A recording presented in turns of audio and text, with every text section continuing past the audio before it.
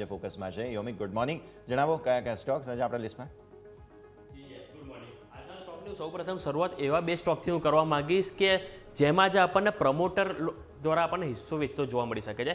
જેમાં સૌપ્રથમ હું વાત કરવા માંગીશ તો સી ઇન્ફો સિસ્ટમથી વાત કરવા માંગીશ કે સી ઇન્ફો સિસ્ટમ એટલે કે આપણે જેને મેપમાં ઇન્ડિયા તરીકે આપણે જાણી રહ્યા છે કે જે મેપમાં ઇન્ડિયા આ એ જ સ્ટોક છે કે જેમાં છેલ્લા 4 દિવસમાં આપણને 2000ની નીચે કારોબાર જોવા મળતો હતો કે જેમાં આજે આપણને 2700 ઉપરના આપણને લક્ષ્યાંક પણ જોવા મળ્યા છે છેલ્લા 4 દિવસમાં. એટલે કે ઓલમોસ્ટ આપણને 30 થી 35% તેજી આપણને 4 દિવસમાં જોવા મળી છે. હવે એમાં એવા સમાચાર આવ્યા છે કે એમના જે પ્રમોટર છે કે જે અહીંયાથી બ્લોકડીલ દ્વારા અહીંયાથી તેમનો હિસ્સો વેચવા જઈ રહ્યા છે કે એમાં જે આજે 115 કરોડની આપણને બ્લોકડીલ જોવા મળી શકે છે. અને એમના જે પ્રમોટર છે રાકેશ વર્મા કે જેઓ એમના 0.9% હિસ્સો અહીંયાથી વેચતો જોવા મળી શકે છે. અને આ બ્લોકડીલ દ્વારા કુલ 5 લાખ શેર એમના દ્વારા અહીંયાથી વેચતા જોવા મળી શકે છે. અને આ બ્લોકડીલની જે ફ્લોર પ્રાઇસ છે જે ₹22,293 પ્રતિ શેર અહીંયાથી રાખવામાં આવી છે. અને જે ગઈકાલની કિંમત જે બંધ ભાવ એનાથી 5% ડિસ્કાઉન્ટ ઉપર આપણને આ બ્લોકડીલ થતી જોવા મળી શકે છે. જે બાદ બીજો સ્ટોક છે સાંગી ઇન્ડસ્ટ્રી કે જેમાં પણ એમના પ્રમોટર દ્વારા આપણને હિસ્સો વેચતા જોવા મળી શકે છે. બે પ્રમોટર એટલે કે એક અંબુજા સિમેન્ટ અને બીજા છે રવિ સાંગી કે જેઓ OFS દ્વારા તેમના 3.52% હિસ્સેદારી અહીંયાથી વેચતા જોવા મળી શકે છે. જેમાં અંબુજા સિમેન્ટની હું વાત કરું તો અંબુજા સિમેન્ટમાં 2.36% હિસ્સેદારી તેઓ અહીંયાથી વેચતા જોવા મળી શકે. જ્યારે પ્રમોટર રવિ સાંગીની વાત કરું તો 1.16% હિસ્સો અહીંયાથી વેચતા જોવા મળી શકે છે. અને આ જે OFS છે એની ફ્લોર પ્રાઇસ ₹90 પ્રતિ શેર રાખવામાં આવી છે.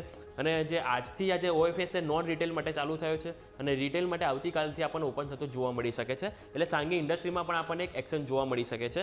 જે બાદ નેક્સ્ટ હું વાત કરવા માંગીશ તો મઝગાંવ ડોક કે જેમાં એક સારા એવા સમાચાર આવે છે કે જેમને ડિપાર્ટમેન્ટ ઓફ પબ્લિક એન્ટરપ્રાઇઝ તરફથી નવરત્ન સ્ટેટસ મળ્યું છે. અને આ નવરત્ન સ્ટેટસ મળવું એટલે ઘણું સારું કહેવાતું હોય છે. અને 18મી એવી કંપની છે કે જેના નવરત્ન સ્ટેટસ મળ્યું છે. અને આ જે બી નવરત્ન સ્ટેટસ છે કે એવું સ્ટેટસ હોય છે કે જેનાથી કંપનીને કોઈ બી ઇન્વેસ્ટમેન્ટ કે ફંડિંગ કંઈ પણ કરવું હોય તેમાં સેન્ટ્રલ ગવર્મેન્ટ તરફથી એક લિબરાલિટી મળતી હોય છે કે એમાં જે સેન્ટ્રલ કે બોર્ડ છે એમાં જાતે ડિસિઝન લઈ શકતું હોય કે 1000 સુધીના જે ફંડ એકત્રિત જેમાં ઇન્વેસ્ટમેન્ટ કરવું હોય કે તેમાં જેઓ જાતે કરી શકે છે without permission of the central government. જે બાદ હું બીજા સ્ટોકની વાત કરવા માંગીશ તો આલ્કેમ લેબની વાત કરવા માંગીશ કે આલ્કેમ લેબમાં જે એક તો આપણે ગઈકાલે તો આપણને શેર સારા એવો ગ્રીનમાં આપણને જોવા મળ્યો હતો. પણ તો આજે આલ્કેમ લેબ છે કે જેમાં આપણને ગઈકાલે USFDA દ્વારા કંઈક ટોટલ કુલ 10 ઓબ્ઝર્વેશન કરવામાં આવ્યા હતા કે જેમાં કોઈ વોલેન્ટરી ઓથોરિટી ઇન્ડિકેટર આપી દેવામાં આવ્યું. એટલે કે જે પણ આપત્તિઓ છે કે તેમાં તમે જાતે તમે એમાં સુધારો કરી લો જેના કારણે આપણને એક સારી એક્શન જોવા મળી હતી. પરંતુ ગઈકાલે હું તમને એ પણ જણાવું કે એમાં એક બ્લોકડીલ જોવા મળી હતી કે એમના પ્રમોટર દ્વારા એમાં હિસ્સો વેચતો જોવા મળી શક્યો હતો.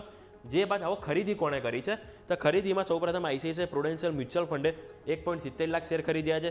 જે બાદ મોર્ગન સ્ટેનલી એ અરાઉન્ડ 98,495 શેર ખરીદ્યા છે. આદિત્ય બિરલા સનલાઇફ દ્વારા કુલ 70,000 શેર ખરીદવામાં આવ્યા હતા. અને ICICI પ્રુડેન્શિયલ લાઈફ ઇન્સ્યોરન્સ દ્વારા 20,200 શેર ખરીદવામાં આવ્યા. એટલે કે મોટા દિગ્ગજોના નામ છે કે જેમણે ગઈકાલે ઇન્ટરેસ્ટ ધરાવ્યો હતો શેર ખરીદવામાં. જે બાદ હિન્દુસ્તાન એરોનોટિક્સ લિમિટેડ આપણે ધ્યાન પર રાખીશું કે એમની જે બોર્ડ બેઠક આજે યોજાવા જઈ રહી છે કે જેઓ ઇન્ટરિમ ડિવિડન્ડ ઉપર આજે વિચારણા કરી શકે છે. એટલે આમાં પણ આપણને એક એક્શન જોવા મળી શકે છે.